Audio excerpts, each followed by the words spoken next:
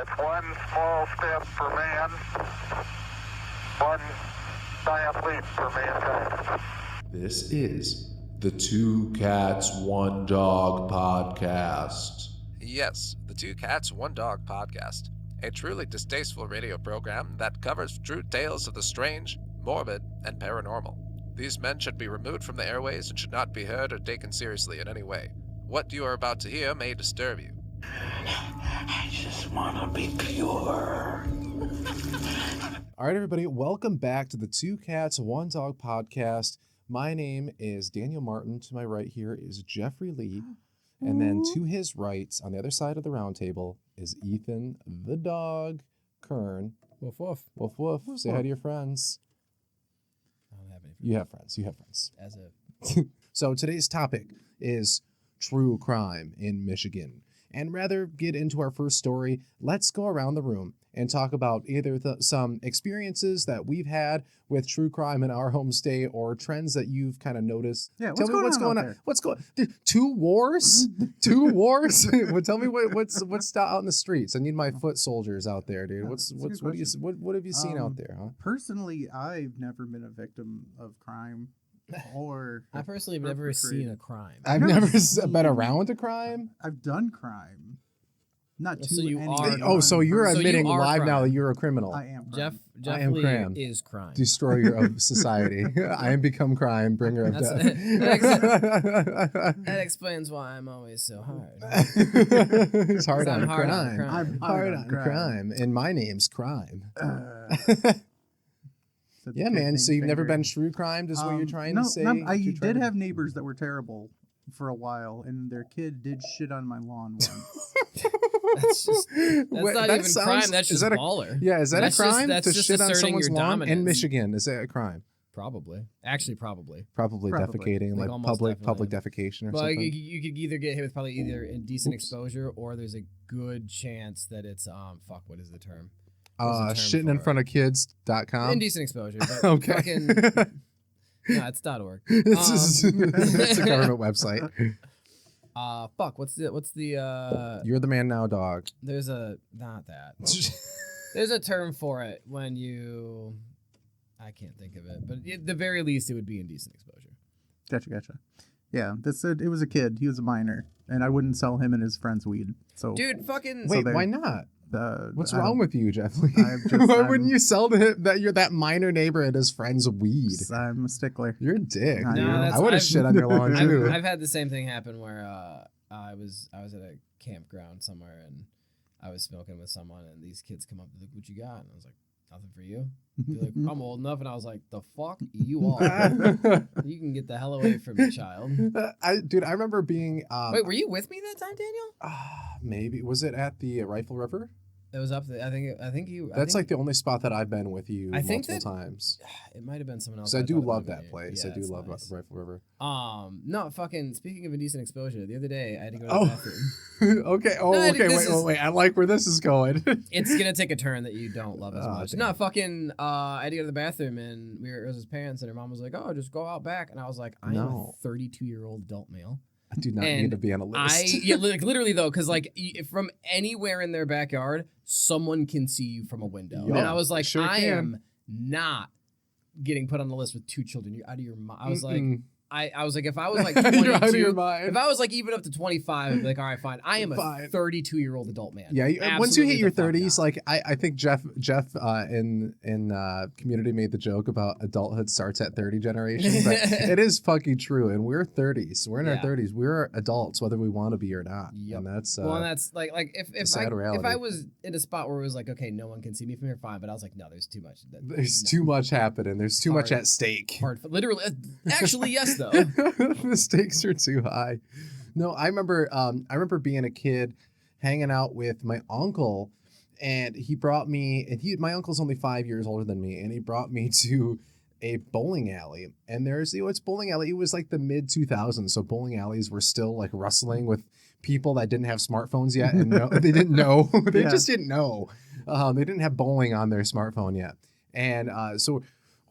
Whatever, they were doing their thing. Like he was with a girlfriend, and I was walking around. I think I went and got like a Monster Energy drink from from a vending machine. And as I was walking back to the table, which was like all the way towards the end of the bowling alley, I passed a table of the young adults, like probably mid-20s or early 20s. And again, I was like 13. And they're like, kid, are you old enough to be drinking that? And then, you know, like everybody at the table was like, it was like the bad kids at the fucking table, you know, like, hey, kid, what are you up to?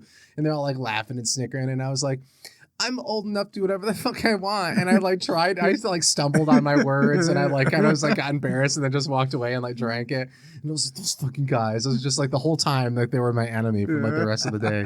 It's like, fuck those little assholes. Like, when I was 13, I was certainly not old enough to be doing anything, let alone drinking a Monster or whatever it was. Monsters were not even like that. That was like only popular if you were a tap out bro. Do you guys remember tap out bros? Oh yeah, Tap well, out. and that's like, well, because like the other big one was about Rockstar. Yeah, Rockstar and Rockstar was yeah. big. I was. Well, Red Bull was like I feel like the first.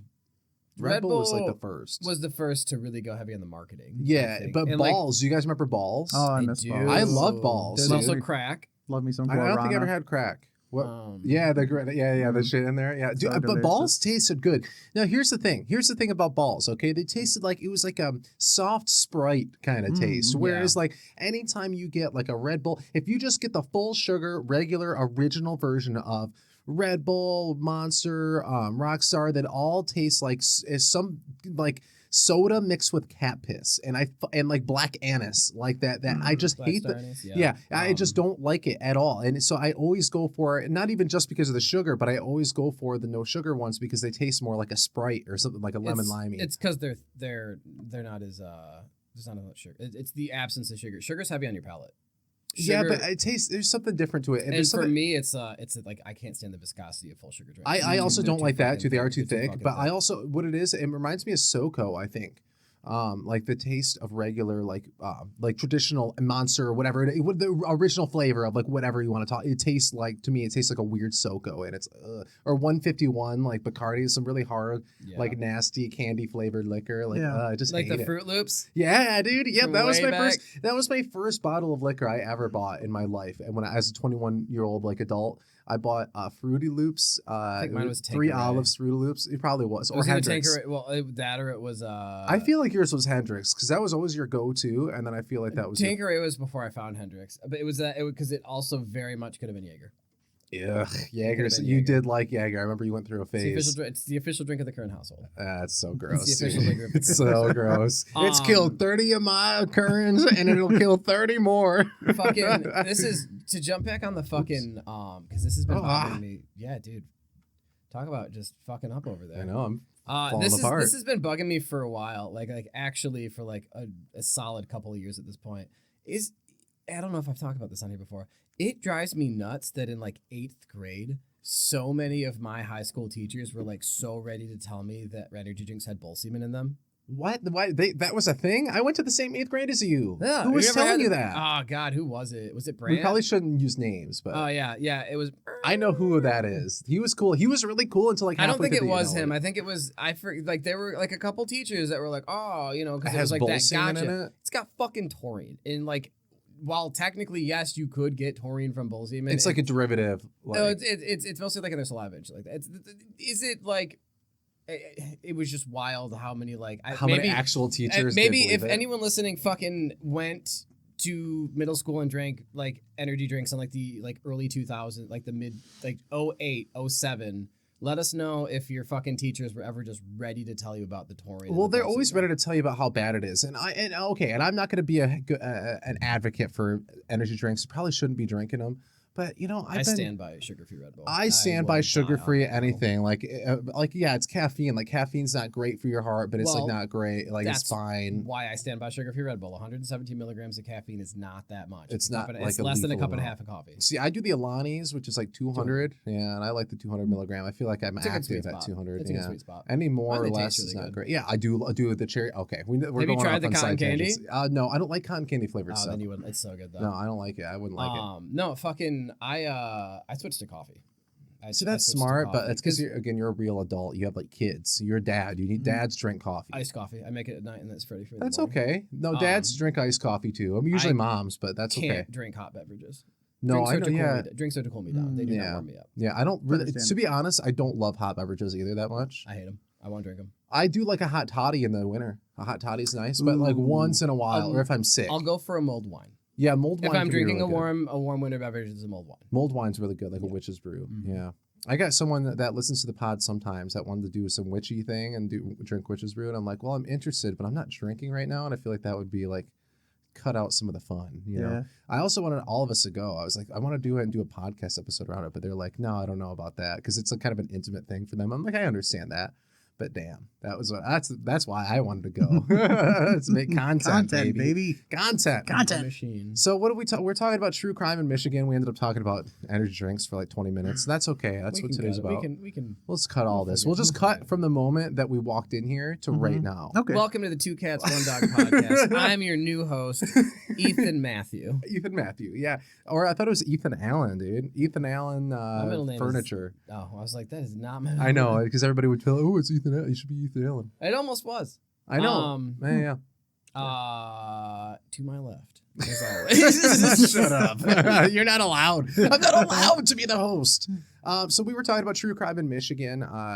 Do you guys have any stories like we talked about defecating in your yard. Yep. We talked about being too young to enjoy illicit substances. Anything else you guys got that was kind of fun? Anything crazy that happened in Michigan? Crazy. My sister's friend's uncle is a serial killer. That's totally normal. Yeah. And We're not even going to talk about Brett that. could have It's led like- with that. No, yeah. What the hell are you? What? So I feel like give you us- buried the lead. Yeah, actually. he Fill us in was, a little what was his name? Joseph Danks. He was the Koreatown slasher. He killed Fuck 6 yeah, homeless dudes in L.A. back in the late 80s. Yeah. Now he's still on death row at San Quentin. That's Damn. fucking crazy. Do you think we should do a Yeah, how did you not correspondence lead with with him? that? Yeah, how the fuck did you never? So He's like, oh, wait, yeah, was I know he? an Is he actual- Asian? Is he Asian? No, he is a white But guy. he was killing Asian people. Nope, He not said necessarily. Homeless people. It was the Koreatown slash. That's just the era he was Okay, so operating I in. thought he was killing like Korean homeless. That's what I people. thought too. Oh, Korean town. I thought you said Cree town, and I was just Creetown. like, I Oh, just assumed it was Cree. a region that I did not know. I just, Creetown, yes. I have an American education. I do not know geography. You just assume that it's like a gap in your knowledge. Yeah. Why wouldn't it be? Uh, I don't know everything yet. No, you're close. But yeah. So that's all I know about him. He went to prison before she was born, so like she doesn't really have any knowledge of him. You know, I'll Yeah. talk to her and like see if she has any stories. Yeah, some give us an family update. members. I've never. You know. told me this outside of the podcast, and I Mhm. kind of forget sometimes. We also have we'll call them a friend of the pod that has a relative that is a killer as well that we're Oh. trying to get permission to talk about on the pod. Gotcha. So, but yeah, we'll do both. We'll do both one day. We'll call it like relative serial killers, friends of the pod killers of the pod, Killers of the killer pod. friends of the pod. So I'm trying to think if I didn't really like get too much prepared mentally for this question, even though I wrote it. I just kind of assumed that I'd ask you guys and then you'd say stuff and I'd be like, oh yeah. And then I remember the time, but I mean, yeah, I don't. I can share my experiences with the cops in this state and like stuff that, I mean, full disclosure, I think we've talked about it before, but I've gotten a DUI. It sucked. It was like, I don't know, 2018, 2019 now. It was on St. Patty's Day. I had literally 2 drinks and I was It just was over. a double. It was, yeah. It wasn't even you got a double. Oh no, it was 2 different Oh, well, drinks. I It was thought 2 you different got drinks. a double. No, but it was a double's worth of alcohol between the 2. But either way, it sucks. I paid my price, did my lesson, whatever. But I have been pulled over probably 14, 15 times in my life, and it's actually slowed down. You got pulled over a shit ton when you first got your when license. we were teenagers. I Like got pulled 5 over or 6 times in the same like 6 in the month same span. 6 months. Yeah, It was like once per month. It was like they were just constantly behind me, making sure I was like fucking up, you know. You And- never got a ticket. I was with you for like yeah, half of them. Yeah, I would usually get off, but I did. Okay, so I accumulated over my driving career. Now, I have accumulated 1 DUI, a speeding ticket. Technically, I got an SVSU speeding ticket because it was, even though I never went there, I wasn't even on their property. I was technically on their property because that strip of Bay Road in front of it is their property. So they gave me a speeding ticket. So technically 2 speeding tickets, DUI, and then a yellow light ticket from a state trooper. Yellow light ticket. What the hell is As that? if that is such a thing. Running Apparently a it yellow is. light. Yeah, which is fucking so That's what they're stupid. there for. Yeah, it's because like I shouldn't slam on my brakes and get Right. hit from The behind. whole point of a That's- yellow light is the judgment call. Yeah, exactly. Yeah. And they said my judgment's not good enough, apparently. So I was like 18. Our friend, I don't want to name drop, but our friend that she was a younger sister of someone we went to school with that also went to school with us was in the car with me at the time. That Okay. hung out at the trailer. You probably know who I'm talking about. I'll tell you after. I know. But yeah. But yeah, it was, dude, it's 14, 15 times, man. And then the very last time I was pulled over was after the DUI. I was driving around town here because I was not there when that happened. I was driving around town here like a week or two after, and I didn't, of course, have my license anymore because I still had my license because I'm innocent till proven guilty, but they give you this paperwork, and that's what you have instead. But this cop pulled me over because my tires were bulging out. I had the little balls in your tire, and he somehow could notice that.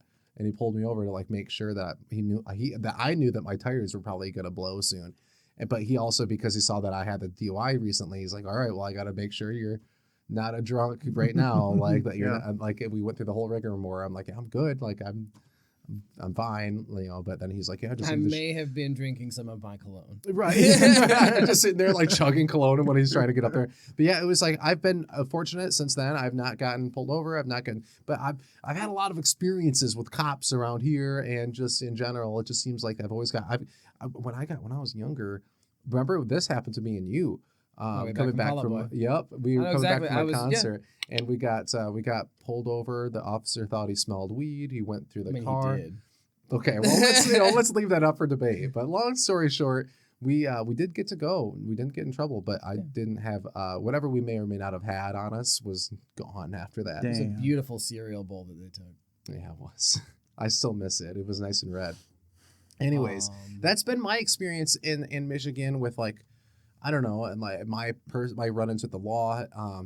As far as like true crime, I don't think anybody I know has been really true crimed. I've kind of talked about this in the pod how, or maybe it was last time, I can't remember when, but I had a family friend that was secretly dating another family friend.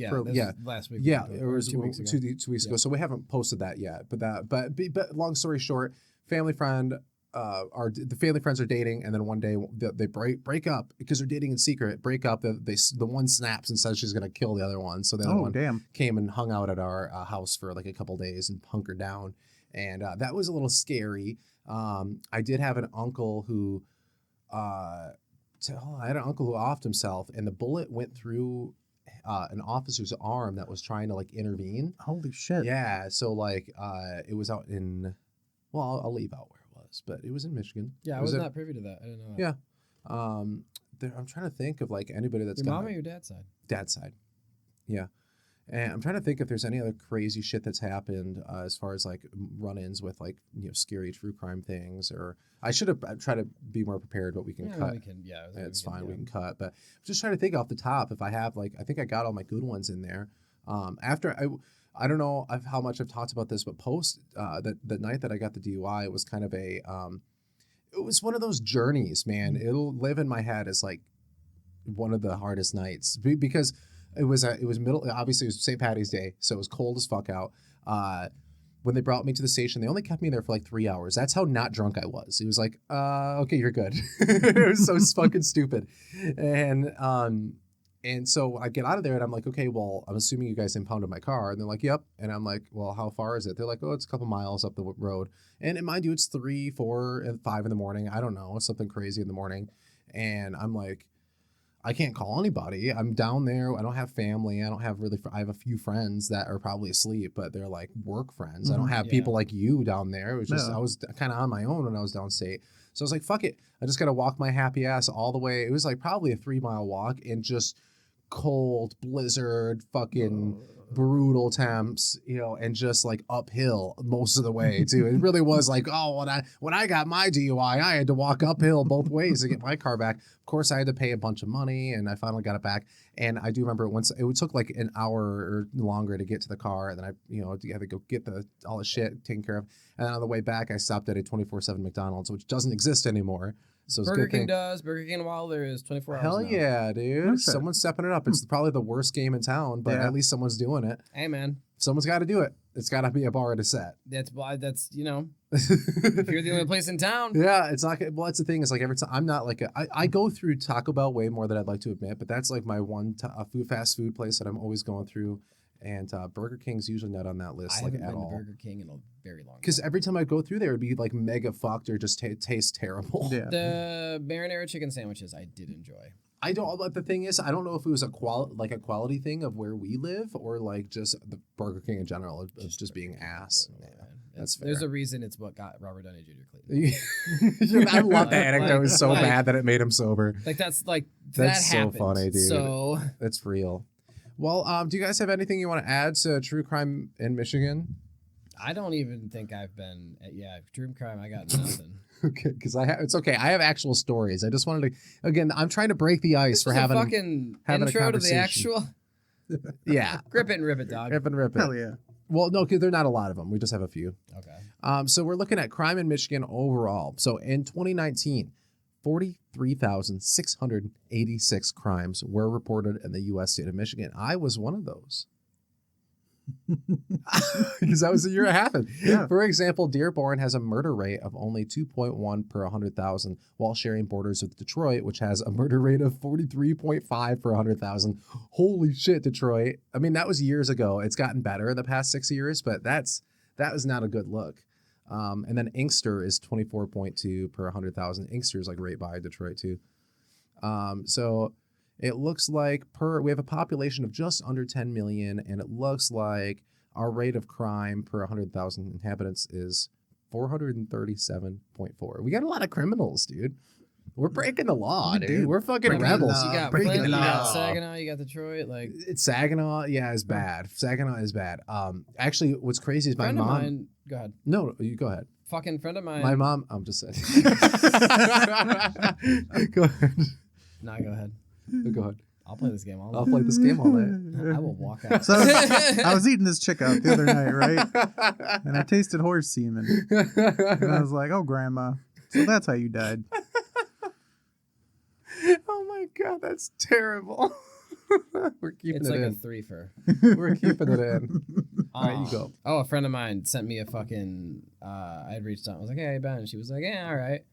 I was like, "What's up?" And she sent me a picture. Someone had shot out the back of her windshield. And she was like, "Yeah, Had better my days." neighbor's crazy fucking boyfriend like fucking shot out my fucking windshield. Like they were at a fight and he just was firing Popping off. He'd fucking yep. And this, and this. And I can just imagine like pulling a trigger for every like poignant part in a sentence, and another thing, and another thing. Bang, bang. You never wash the dishes. And you didn't pay for my PS5 subscription. Boom. Man, people are like that is the sad thing. No, I know. It's very real. We laugh, but that But is fuck. that is how people are. Fucking yeah, but that's fucking crime, baby. Crime. We like it. That's what we're here for. We're here for the crime. My mom's where she used to work in Saginaw was right behind the Temple Theater, and they just had like a huge fucking like brawl over there, and I think involved in shooting and like a really? stabbing and shit. Yeah, like literally right there, because the Temple Theater is like right and off that bridge, the overpass in Saginaw, and then like her building was kind of tucked away behind it, and they did social work and stuff. Mhm. So it was like a partially government funded building, but it was just in the fucking worst part of town, which is just so she had crackheads and shit like constantly in and out of the place. I mean, always worried about their safety. Like, not good, just not It's good, and it's fucking- not changed. There's a Saginaw's gotten worse. There's a fucking like map that I found on accident that is like Bay City, but it like shows you where crime's been happening. Really, It's like through the city. It's like because I have the Bay City app, that's kind of interesting. and I it's like like this. I did too until like around the block was a 4th century burglary, and I was like, all right, that's a 4th century burglary. What do you mean? like there was a burglary.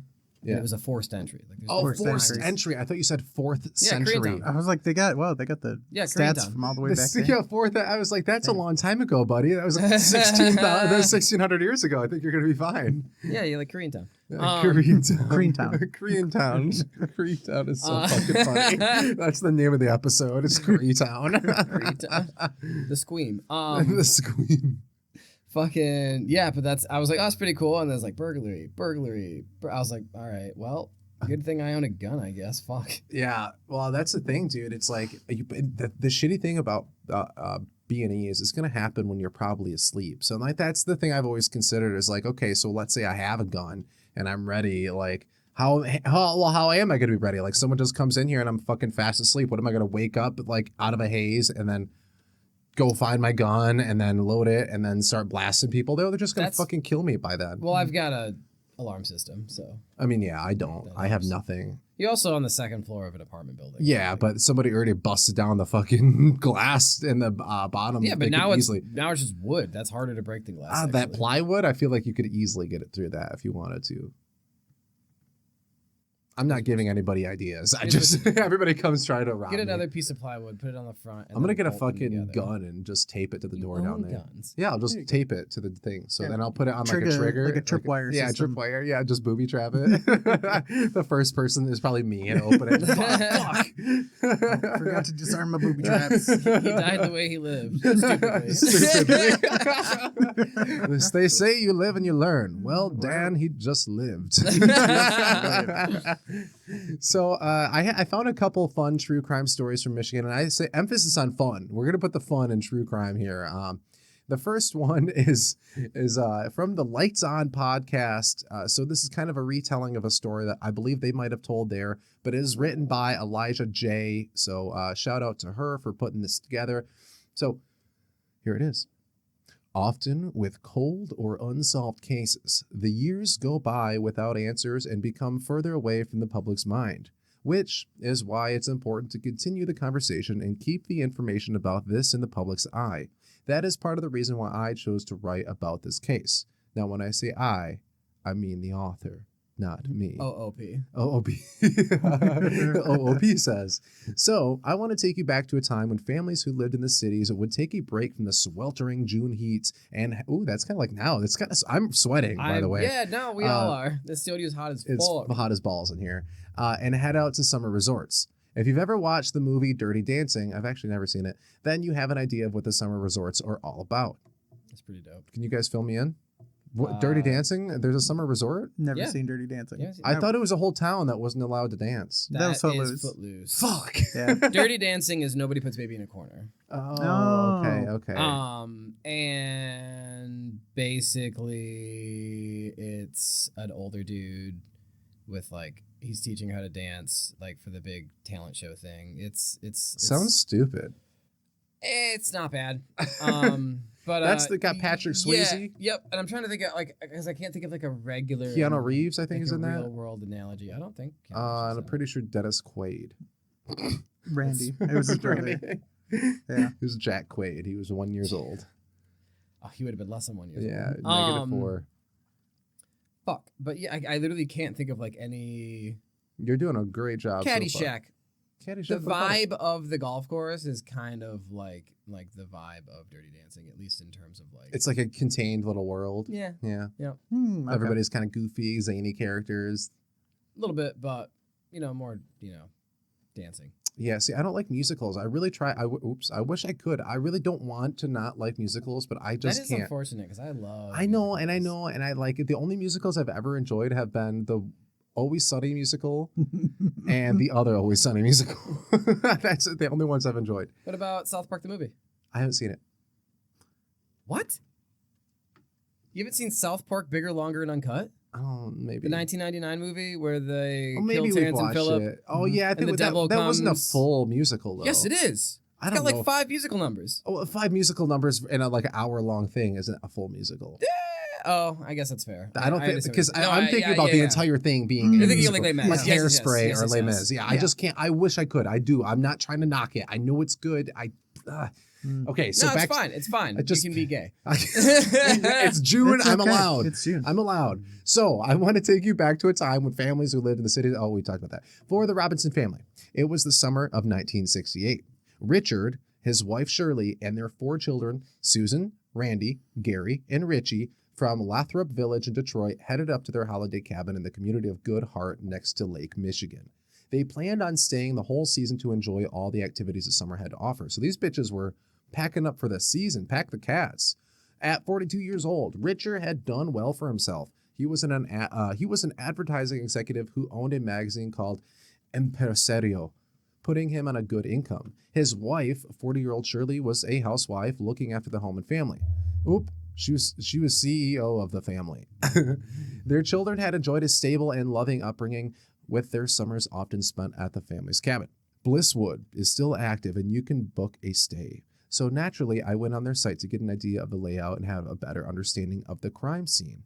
They have a main cabin that's 4,000 square foot and can accommodate up to 12 guests. In total, there were 5 cottages with a recreation lodge and a chapel. Now, I compared the crime scene photos with the current photos found on Blisswood's site, and I believe that Moose Cottage is where the Robinson family was staying, but I cannot 100% confirm that. And I have a little picture on here. I will include a link to this because it's actually pretty cool. The crime. The Robinsons family cabin wasn't completely isolated.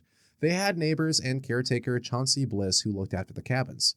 Bliss had actually built the cabins in '56 and remained on site to help with the upkeep. That's kind of cool when a property used to come with like a wee old man who just likes to sit there and like with his tools and make sure stuff is good. I miss that. Heavyweights, baby. Is that what that is? No, but that's a good movie. Okay, hold on. I love, what's his nuts? Ben Stiller. And yeah. I've just never seen Heavyweights. And I know I need to see it. It's for Judd Apatow's first movie. I need to watch it. I didn't know that was his first movie. Yep. Rosa fucking loves that movie. I don't know why. I actually almost watched it the other day and I was like, I'm going to save it for another summer night. Dude, so I will do it soon. It's so funny. We need to have a Come over two and watch cats. it. Yeah, we need to have a 2 cats movie night one day. Yes. We need to do that. Anyways, let's Come over get to through my this house. article. Rosa will watch it with you every day. Fuck your house. We need to go somewhere and pay. We need to go pay somewhere to be somewhere. Okay. No.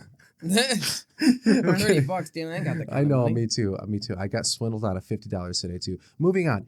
At that time, Richard indicated the family would be leaving for a few weeks on a trip to Kentucky and Florida to purchase property. Damn, these motherfuckers are buying shit everywhere. I'm so envious of the baby boomers. A note later real, found on the front door of the Robinson cabin, and the family would not return until July. Activities at the resort continued on as planned. Some women had gathered in a nearby cabin to have a bridge party, and while they all started to smell something bad and rotten, believing it to be coming from a nearby cabin, which the Robinson family occupied, they called Bliss.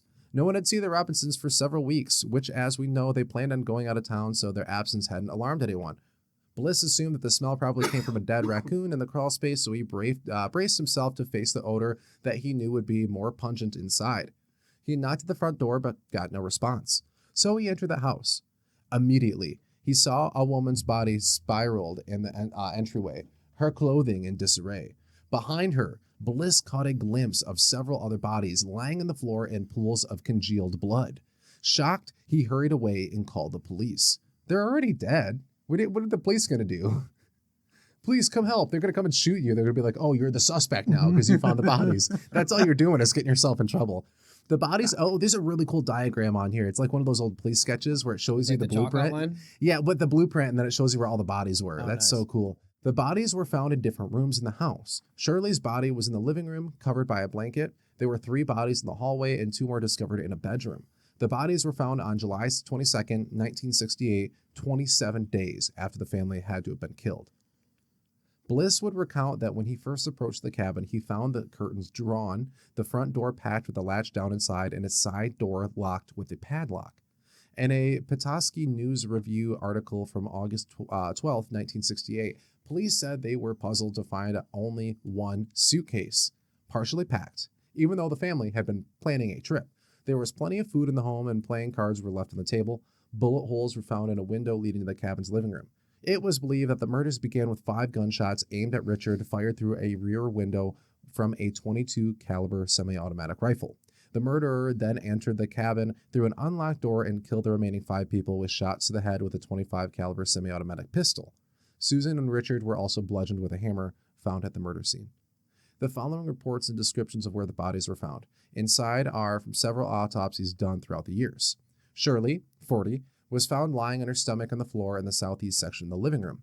A plaid blanket was covering her body except for the area below her knees. She was shot once in the head. A .25 caliber slug was found in the first autopsy. Richard, 42, was found lying on the floor in the hallway over the hot air register. Ooh, that's gotta suck if you're dying and then while you're dying, it's just like the heat cranks up. You're just sitting there like, fuck. Because if it's blood loss, you'd be. You're feeling probably cold. anyway, Yeah, you'd be cold. That makes sense. Okay, so we're happy. Richard died in a good way, right? Is that what you're saying? Yeah, he was. He was Totally warm. He was totally fine. Yeah. So he was shot once in the head with a 25 caliber slug found in the first autopsy. He also had skull fractures and evidence of the blunt force trauma, as mentioned earlier. During the second autopsy, a 22 caliber slug was found. Investigators believe he initially was shot in the chest with a 22 caliber rifle and then in the head with a pistol. So I'm assuming he was shot from outside and then the guys came in and they finished the job because a 22 probably won't. You neutralize the most important thing. Yeah, exactly. They You take knew out the they were doing man first. That's how BTK did it too. Richie, 19. The student at EMU was found in the northwest bedroom of the structure, partially in the hallway and partially in one bedroom. His legs were extended out in the hallway. The couple's oldest son had multiple gunshot wounds to the head, linked to 25 caliber slugs. Gary, 16, the student at the SLHS was found lying on his back along the east wall of the northwest bedroom.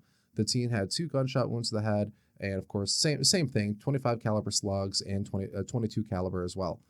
And then with Randall, we've got him lying on top of his father, a lavender-colored rug from his shoulders down to his buttocks. The youngest son's cause of death was listed as a gunshot wound to the head, but no bullet was recovered. Susan was 7, found lying on their back in the hallway at the south side of her father. This couple's youngest child was shot in the face. A 25 caliber slug was recovered from her clothing. She had no skull fracture, she also had a skull fracture, probably from a claw hammer. Jesus Christ, man, that's fucking brutal. To like claw hammer to a fucking kid. Big tough guy. All right, so the investigation. For police, their first task was to investigate any reason why the Robinson family may have been targeted. Believe that the main target of the murder was Richard, which begs the question, if he was the target, why did the killer go to kill the entire family? And in a brutal fashion, too. Yeah. It's not like he just killed the little kid. He wasn't tying up loose ends. No, he was fucking pissed. He was angry. I mean, to kill all the kids, to kill a kid like that is obviously horrible, but then to fucking that brutally seems like there's something more going on. There's a big difference between, yeah, exactly. That's exactly what this article says. Like, as the police dug into the Richard business dealings, they came up with a lead. Though Richard presented himself as a prosperous executive, his companies were in trouble. He was engaging in funny business with the finances for Imparcial, his magazine, and was telling colleagues and family members about various deals he had in the works, though no one knew much about them at all. Of the most revealing discoveries was that Richard had left his business in the hands of 30-year-old Joseph Scarlaro III, an employee who was embezzling money from Richard. The amount was later revealed to be about $60K, which is in today's money $140K. That is a fucking ton of money. Damn. Police theorize that during a phone call between the two, hours before the murder, Richard revealed that he found out about the embezzlement. And at that point, according to police, a panicked Joseph took off from Detroit, drove several hours off to Coulthard, and killed the family before Richard could come home. And then, of course, Richard when he got there. So they're saying that the family was killed first, and then Richard came home. Circumstantial evidence supported the conclusion. Joseph had been out of contact with friends, business associates, and family for 12 hours on the day of the murder, and police couldn't find anyone to support Joseph's alibis as to where he was that day. Officers also disclosed that shell casings found at the shooting range that Joseph frequented matched casings police had found at the scene of the crime. For those who are unfamiliar, each gun, when it's manufactured, has very, very tiny imperfections. And those imperfections leave basically imprints on the bullets that they shoot. That way you kind of almost, as an accident of the manufacturing process or just a byproduct, you have a natural like a fingerprints of the gun. Okay, gotcha. So that's what, that's part of when I was in forensics, what I had to study was you take two bullets and you need to make sure it has the same they're called like striations, and you want to look for the same like damage, like a little ding on the same part of the bullet, because that would mean it's firing in the cylinder and it's getting dinged at the same spot every time. That's how they match. What you can't match, however, just so everybody knows, for any budding criminals out there, it's horrible. Shotguns or anything that is not a rifled slug. Okay. Because that imperfection in the process comes from the rifling process. When you're rifling a bore, it leaves all these shavings, which kind of gets imprinted in a very small, like kind of ghost imprints in the gun when it's getting drug out.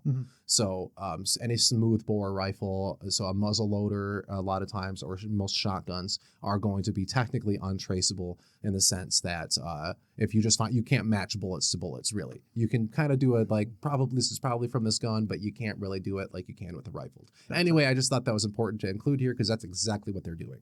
So Two officers, Joseph became a prime suspect. However, because police couldn't find the murder weapons nor any eyewitnesses to the crime, the prosecutor in Emmett County, where the Robinson cabin was located, didn't press charges. Frustrated, state police officers worked with prosecutors in Oakland County, where the Robinsons lived, to continue the investigation. In 1973, Oakland County prosecutor L. Brooks Patterson was ready to charge Joseph with conspiracy to commit murder. However, before officials could apprehend the suspect, Joseph shot himself in the head, effectively ending Brooks' attempt to prosecute him. Joseph left behind a suicide note in which he said, "I'm a liar, a cheat, a phone." I think he meant phony, but I am not a killer. A phone, but I am not a killer. I am scared and sick. But many students of the case, as well as the state police and the Emmett County Sheriff's Department, still consider him the chief suspect. That's kind of interesting, though, in a suicide note that you wouldn't say the truth. No. But maybe your idea of reality is so distorted that you don't even realize that you did it. If you're willing to kill a family of, was it 5? 6. 6. If you're willing to kill a family of 6, I wouldn't put it past you to be a liar. And he even says, "I'm a liar." Yeah. Didn't you say he says I'm a Yeah, liar? he did. He did. Okay. What the hell? This guy's a fucking liar. Yeah, We he's got a our fucking boy. liar. We got our What? boy. He fucking, the answer was in the know. So we do have a couple other theories, though. So the critics of the Joseph as a killer theory say that Joseph couldn't have driven to Goodhart, shot the Robinson family, and driven back to Detroit area in the amount of time for which he didn't have an alibi. Because it was, remember, 12 hours that was not accounted for, but he could have easily done that. Are you kidding Yeah, me? he You could could easily- drive from Detroit. I could drive where were to they at? fucking. They were in Goodhart, which is. Remember when I said earlier I went to school in America? Yeah, and Mason. Don't know geography. Mason, look it up for us, bud. Where's Goodhart? Mason. Nah, he's not here. He's not. Well, I'm pretty sure it's way up north. I think it's like towards the UP.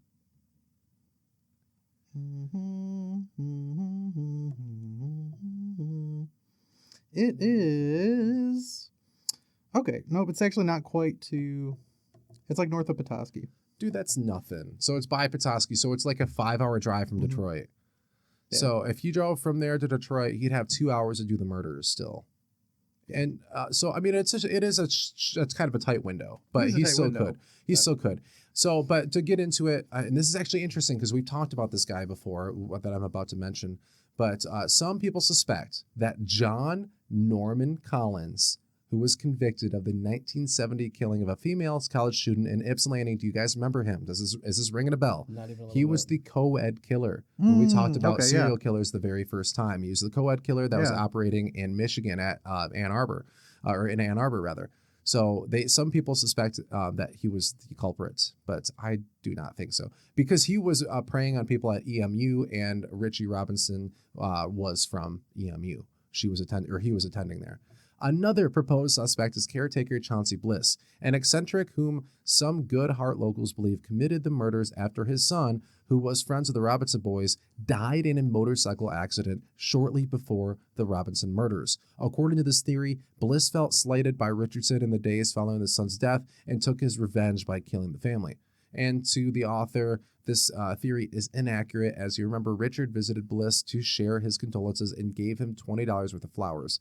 And I don't remember that because I don't think we read that. I did not see that in here. Maybe this is part of a bigger thing, but even police didn't regard Bliss as a suspect in the murders, so I take that with a grain of salt. So what's next? 45 years after the crime took place, Detective Sergeant J.L. Sumter with the Emmett County Sheriff Office was the most recent investigator to inherit the case. He said, "Our department is set up so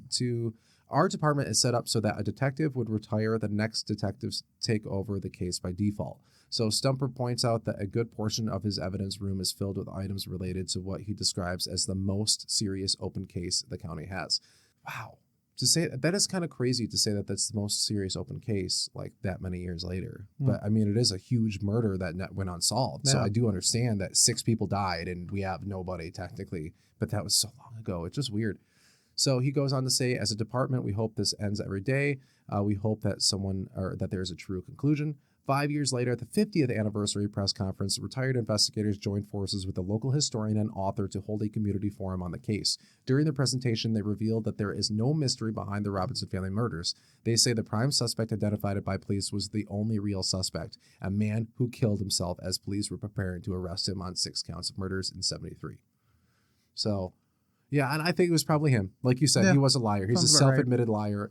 And it just sounds, to me, it's illogical to leave a lie in your suicide note, but it's also illogical to kill 6 people over a feud with your boss. It's also illogical to do a lot of the things that person did. So Exactly. that was crazy.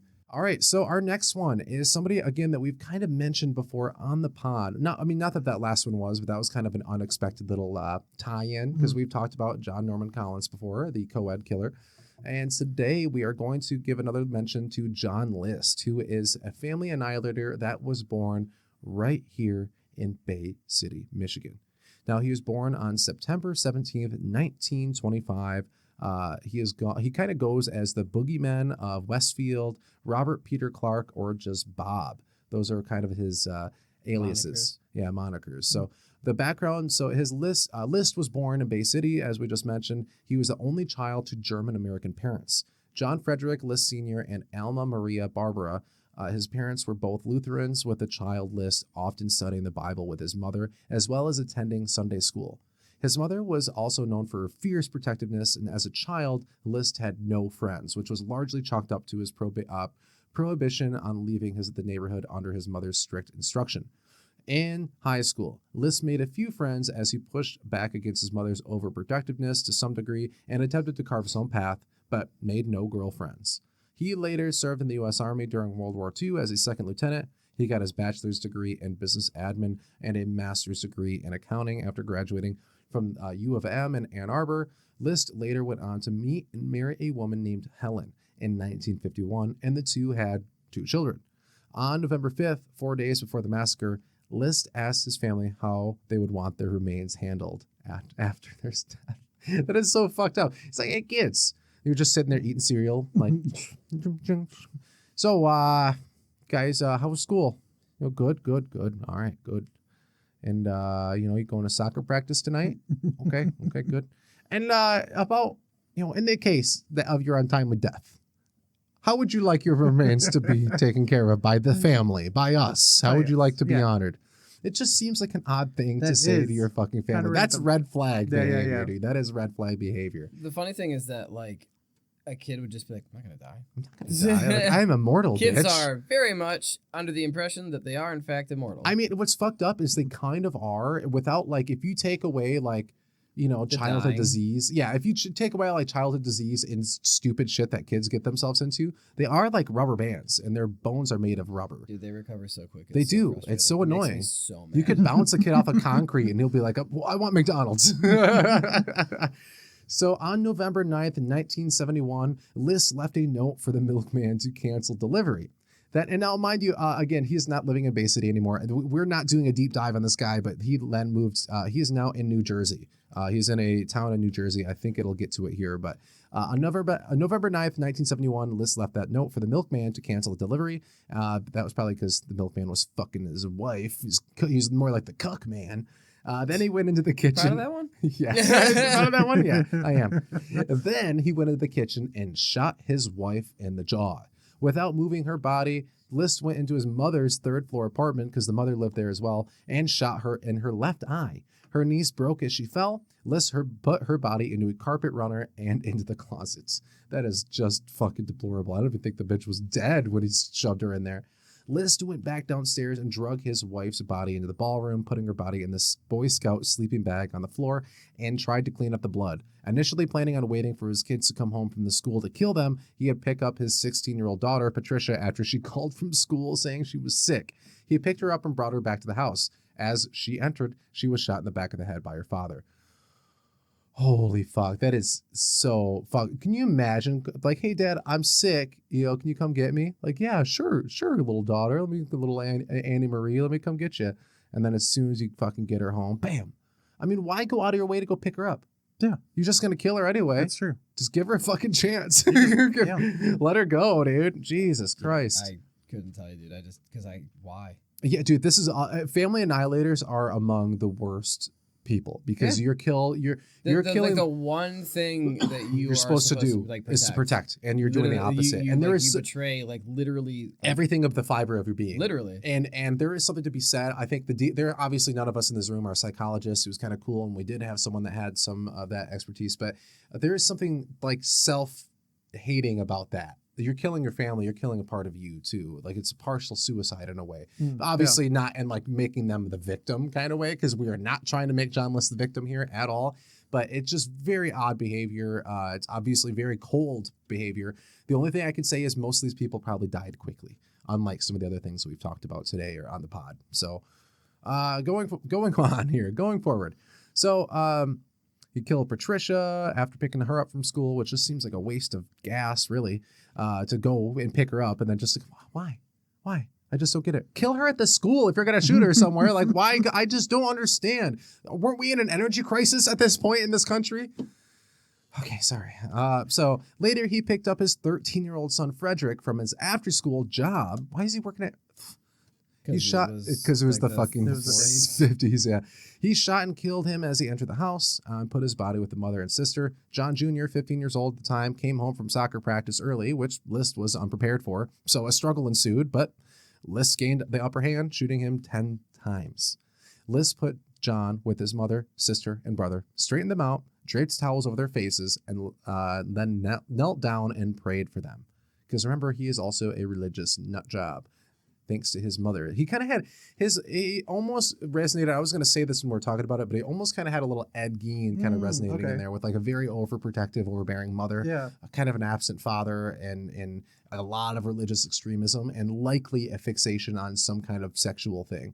But it's also weird because John List, as we'll come to wrap up here, seems like the kind of person that just didn't want his family anymore and just wanted a new life. So it almost didn't seem like he was motivated by hate or anything. It just was simply like he just wanted to go. Just selfishness. Yeah, and he could have just left. I mean, that's the thing. We've covered this before. It's like people could just leave. I mean, if you're obviously it's going to suck. There's going to be a lot of fallout. Yeah. But especially back in the day, you know what I mean? You could literally go just to the next city. You could move down the block, and people would be like, "Oh, I don't know that guy." And the new guy on the block, oh, Mr. Doug List, no relation to John List. Yeah, dude, I know. It's like they don't even realize how fucking easy they had it. Those bastards. So List then moved to Colorado, and by the way, like we were talking about earlier, he very, very methodically planned this out. And he planned it out in a way that the milkman would stop coming, but on the right day, and that the mail would be delivered, but also would be picked up. He had a whole system, so it didn't look like anything was really awry. He had people taking care of the fucking house. Like he had people coming to do the lawn and to take care of the leaves and stuff. So it made it look like nothing was building up, nothing was odd, and then he just booked it. So he moved to Colorado and then assumed the name of Robert Clark. He remarried and started a new life. His neighbor in Denver, as an avid reader of the tabloids, she saw the story about the family massacre in 1987. She knew it had to be the person she knew as Clark, but didn't report him to the authorities. When America's Most Wanted did a segment of the massacre in 1989, it reminded her of Clark, who had moved to Virginia with his second wife. She called the show, and List was shortly arrested after. After his trial, he claimed that he'd sent his family to heaven by killing them. Because suicide is interpreted as unforgivable sin, that would send the person who commits suicide to hell, especially believed by Catholics. List couldn't commit suicide.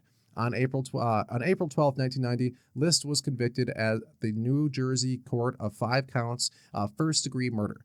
On May 1st, he was sentenced to 5 consecutive terms of life imprisonment. He died of pneumonia on March 21st, 2008. He lived a long time, way too long. Yeah. Fucker was like in his late 70s or 80s when he died. So, I mean, he was a family annihilator. That's what he did. I mean, he wasn't really a serial killer. He had one spree where he killed his whole family in one swoop. He annihilated his actual wife, his kids, and his mother.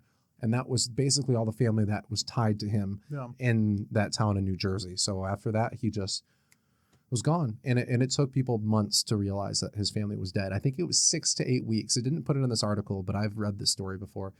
It is interesting to note that for some reason, I don't know exactly how, but he was a suspect for being D.B. Cooper at one point. Yeah, some reason. I don't know why, because D.B. Cooper strikes me as kind of a fucking...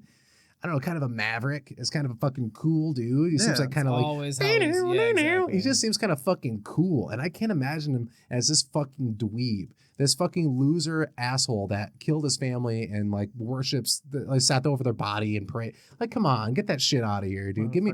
That's not DB Cooper, dude. That's not the same energy. I'm sorry, but it is badass to fucking rob a plane and then jump out of it. Yeah, exactly. That's the coolest badass, shit. dude. Without a Paddle is a great movie. So It is a great movie. So I've got a couple ones we could do. Let's see how long we've been recording for. We're at 55 minutes, so we're actually pretty close to where I want to be anyway. So we're gonna do one more. We are kind of omitting a few, and what we'll do is maybe we'll just do a part 2, and we'll wrap up just so you guys are prepared for the cliffhanger. I'll tell you kind of what we're gonna cover maybe next time. We've still got the Bath School Massacre. We've still got the Rock Road Massacre.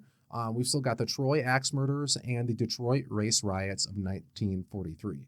So we got, fuck yeah. oh yeah, dude, we got some good stuff cooking for next time that we get together. You're thinking no Rainbow Farm? We're doing Because Rainbow Farm right are we now. doing- Yep, oh. we're doing it right now. That's the Oh. one we're ending on because this is my favorite. This is one of those ones that like nobody knows about. I'm telling you, of all the ones we're talking about today, that like John List is kind of underground. Last pod actually did do a episode on him, but it wasn't even that long ago. I don't know. It doesn't matter. But point being, this is fucking underground. Now, and I will put this right out ahead of time. Like today has been less me writing stuff, more me kind of curating information because we're just kind of we're working out something new. So, but I did find out about this from a really cool YouTube channel called Quixer. It's called Quixer, QXIR. I highly recommend to anybody who enjoys our content, especially. You will probably love him, probably even more than us. He does these really cool 6 to 15 minute animation videos, are very basic. Like they look like they were made in paint, and it just like uses stick Like figures. a CGP grade video? Yeah, but like more basic, like more stripped down. But he's Irish Casually and he's explained? really Quixer. Just I'm referencing casually like explained does kind of, but still like very, very basic, like stick figures. I'm talking like stick figures and Both shit. of the people I just listed use stick figures. But for like the record. more dumbed down. I don't know how else to describe it. But yeah, it's very simple, but it's really cool. He does a good job. He does thorough research and he does it quick to the point, and he has a good sense of humor. So I do recommend you to listen to his version of this and then maybe just check him out more in general. Okay. But so we're going to talk about Rainbow Farm, which pretty much no one has ever heard about in Michigan, but it's kind of our very mini version of Waco. Well, it's not in Waco in the sense that people were getting married and shit, like having a full society, because it was two gay men. Yeah, two. This is two gay men running gay this, so dudes. they were not having kids unless they were adopting. But I don't know how Michigan was in the 90s for adopting kids as a gay. I really don't. Actually, know. I think one of them did have a kid. Okay, from, like, maybe a from a previous marriage. marriage, Yeah. probably pretty hard. It was for Yeah. pretty much every Yeah, person I know. in the U.S. So that's what I'm just putting is like maybe I don't really know, but they weren't there getting married to like 13-year-olds and shit. That wasn't really happening. If anything, these guys were actually a lot more chill than the Waco dudes, and it really kind of the way it was framed, at least to me, seemed like this was kind of shitty on the government's part, and that they kind of overreacted. So without further ado, let's just kind of run through the wiki, and then if we want to, maybe next time we'll pick back up with it and go a little bit more in depth. But so Rainbow Farm was a pro-weed compound in Nuremberg Township. Oh, I'm sorry, Nuremberg. So I was like, all right. Nuremberg. Rainbow Farm was a pro-weed campground in Newburgh Township, Cass County, Michigan. And that was involved in a fatal police standoff on September 3rd, 2001. The campground was run by Tom Crossland and his life partner, Roland Raleigh Rom, and was home to 2 annual festivals, Hemp Aid and Roach Roast, which ran from 96 to 2001. So it had a runtime of about 5-6 years there. 5 years. The operation ended with the burning down by Crossland and Rom of the structures on the property and the deaths of both Crossland and Rom. Crossland and Rom met in the 1990s when Rom began living in a group home owned by Crossland. In the year 1993, Crossland purchased Rainbow Farm. Starting in 96, Rainbow Farm started hosting those annual events, Hemp Aid and Roach Roast, which happened on Memorial Day and Labor Day, respectively. Guests included Tommy Chong, High Times editor Steve Haggard, Merle Haggard, members of the Big Brother and Holding Company, and more. These events from 96 to 2001 made Rainbow Farm the central of marijuana activities in Michigan. It was listed in High Times magazine as the 14th on the list of 25 top stoner travel spots in the world.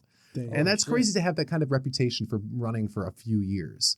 Yeah, 5 years. Or yes, Yeah, it would have been 6. yeah, because it was probably their 6. 6th year Yep. on this. Yeah, 2001 to yeah. counting from 0. yeah. So Rainbow Farm was the focus of an investigation by Cass County prosecutor Scott Teeter, whatever. A Rainbow Farm festival was linked to the death of a Barron County teenager killed April 21st, 2001 after his car crashed into a school bus carrying Eau Claire High School students. After a month of unsuccessfully trying to gather evidence using undercover police officers. Oh yeah, that was a funny thing too. They kept trying to send in narcs. Yeah. And it just didn't work because they could sniff them out.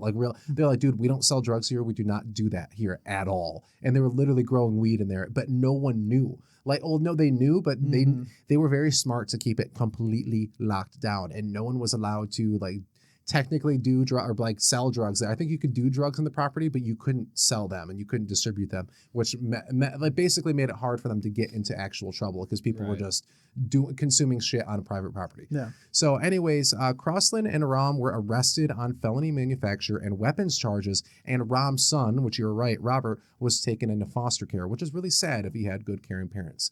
Crossland was charged with felony possession of a firearm, growing weed, and maintaining a drug house. He faced 20 years in prison and was out of jail on a $150,000 bail bond. So that means he would have had to posted $15K. As the state was moving to seize Rainbow Farm under civil asset forfeiture, which John Oliver did an awesome video on, it's just fucking garbage. During this time, Crossland publicly violated his bail agreement by announcing that he would throw another festival. So he kind of was playing with fire, but, doesn't mean he should get killed. In August 2001, Crossland and Rom failed to appear at their appointed court date and set fire to a building on their property. Crossland and Rom also began procuring assault rifles and claiming that the farm had been mined and booby-trapped. Believing that they were outgunned, the local authorities called in the FBI. The Michigan State Police and the FBI surrounded Crossland's house on August 31st. Throughout Labor Day weekend, Crossland and Rom systematically burned down the 10 structures on their farm, shot at and hit a news helicopter filming the fires, shot at and missed a police surveillance plane, and sprayed the woods bordering a 34-acre property with gunfire to keep police at bay. So they're just kind of keeping kind of a perimeter, Suppressing fire. Yeah. Suppressing fire. On September 3rd, so this is like a multiple day fucking showdown. On September 3rd, Crossland walked in the woods on his farm, and while walking back, he spotted an FBI agent lying on the ground. Crossland raised his rifle and was shot in the forehead and died instantly. Wow. The FBI did not fuck around at all. The autopsy report said that Crossland was shot 5 times in the head and 3 times in the torso. Holy fuck, it's like a Call of Duty lobby, bro. Jesus. At 3:45 a.m. on September 4th, Rom asked that his son be brought to see him and told police that if he was, he would surrender at 7 a.m. Shortly after 6 a.m., a fire was spotted at the Rainbow Farm residence, another one. While walking outside the house, Rom was shot dead by another police marksman. A third man, Brandon J. Peoples, suffered minor injuries while Crossland was shot. A film about the standoff, based on the book Burning Rainbow Farm, How a Stoner Utopia Went Up in Smoke, was announced in 2017. The film was set to star Sebastian Stan. No way. As either Rom or Crossland, and was initially planned to be directed by Lenny Abrahamson, but Abrahamson left the project during development. Stan reportedly reached out to Justin Krutzel, who agreed to take on the role of director, and production continued. So do we know if this movie ever came out? No idea. We have to look it up. Okay, wait, what was it called? Rainbow Burning Farm. Rainbow. Burning a fat one on Rainbow Road. Shut up. Burning Rainbow Farm movie. Yeah. And it's got Sebastian Stan. No, my God. Is this before he was popular? Probably. I don't even know who that is. You know who he is. He played fucking Bucky in Captain America. Got it. Gotcha. And so the answer to that is yes, it was before. Or no. Because when did Winter Soldier come out? I don't, like 2019, maybe? I can't find. Dude, fuck off. It was not that long ago. Yeah, it was probably longer. Oh, no, it wasn't that recent. Yeah, it was That's probably what I meant. 2017 or 2015, if I'm being honest. But That I would don't. make me feel better. 'Cause I didn't watch it till like 2020, so I'm fucked. I can't tell. It looks like this More movie fucked was that you call it made. 2020 than it is that you hadn't seen it until 2020. Shut up. I can't. I do, dude. I can't. I don't think. I think this is like still being made. Yeah, it's pre-production. Still? Yes, Fucking Hollywood. that is Never makes the crazy. good stuff quick. That would be a good movie. I think. Maybe not, but we'll see. Well, it was funny because you were like, yeah, man, so he broke his bail a little bit. Seems like he shouldn't have died. And then it's like, he shot down police planes. He and tried. was He tried. fucking- Okay, he And tried. it was fucking just spray and praying the woods for fucking like a Hey, what, you know, like a maybe he week? was doing us a service. Okay, you know what kind of shit he probably shot when they were shooting out there? He probably hit a bear, a wolf. Hey, guess what we actually need more of? Is Shut- fucking nature. No, we need more hippies smoking weed and fucking rolling J's. You goddamn hippies. So that's what we got for you guys today. We'll do a part 2 next week, and we'll kind of wrap up on the other stuff. But I hope you guys enjoyed this kind of new format. So it's less of me talking, and it's a little easier to kind of get this procured. We're still going to do. We'll have deep dive episodes. I think what we'll do is we'll have those where I do a lot of research and we really come into this thing fucking prepared, and then we'll have our normal episodes that are kind of a little bit more relaxed than we've been doing previously. Because Freeform. I think that you guys, what? It's like freeform. Yeah, like more freeform, but with a little bit more structure. Kind of like, moves to the beat of jazz. it's kind of lag behind the beat a little bit, you know what I'm saying? All right, everybody. So thank you so much for listening. Thank you for giving us a little bit of time off. I do apologize. We are done. We got our summer vacation out of the way ahead of summer, so that way the whole summer we're gonna be there with you every week, week in and week out. We got our Every new week it's every summer week. vacation. at summer vacation at fucking CastCity.com. Dude, I can't wait to do some fucking cheeseburger fest stuff. Oh, dude, I do love Cheeseburger Fest. It's fun. I love. Oh my going god, to I have a Caseville. regular job now. I can fucking go. Yeah, no, Hell yeah. fuck you. I wish I did. All right, everybody. Thank you so much for listening. And yeah, we are back twice a week now. You can expect Friday. We're going to be releasing kind of an older episode we recorded for Patreon, so that'll kind of catch you guys up there. We got 2 episodes coming out this week just for the public feed, so that's 3. And then look out for probably another solo YouTube video from yours truly coming out sometime this week as well. So we got 4 things coming out this week. Should be an awesome time. And then be sure to check our news episodes every week, because we will include a little what's coming, a little sneak peek, and kind of where we're at each week on the podcast and kind of reset everything. So you guys have a wonderful night. Let me pan over to you, Ethan, so you can say, because I've been bad about being director, because I have to manually click over to show you. You know what I mean? Just assumed I wasn't. No, you're good. All right. Well, say goodbye to your friends. Peace out. Goodbye. Goodbye, everybody. Drive fast, take chances. We love you. Smoke cigarettes. Do drugs that you while find. you drive. Hey, quit sponsoring tobacco companies without getting a fucking check first. Dude, we get Don't so many smoke checks. cigarettes. Don't worry. Smoke We get a lot of cigars. checks. I spend it all on e-cigs. Don't consume unless we tell you to, and wait Consume. until we tell you to. Yeah, wait. Just wait for my go. All right, goodbye, guys.